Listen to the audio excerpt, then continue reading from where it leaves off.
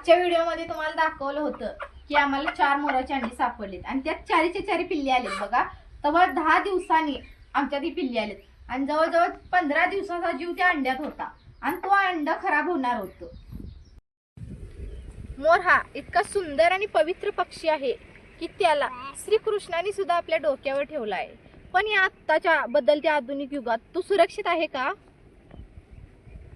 आपल्या देशाने तर त्याला राष्ट्रीय पक्षाची दर्जा देऊन त्याचे संरक्षण केले आहे. पण आपण त्याच देशाचे नागरिक म्हणून आपले कर्तव्य आहे की आपल्या परिसरातील मोर संरक्षण करणे खूप गरजेचे आहे.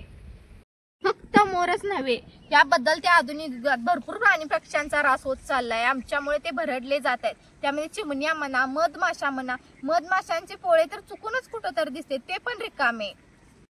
आम्ही तरी आधुनिक युगातून बाहेर पडून निसर्गाशी नाळ जोडून जगण्याचा प्रयत्न करतोय. त्यातच खरं जगण्याचं सुख आहे असं आम्हाला तरी वाटतं. धन्यवाद.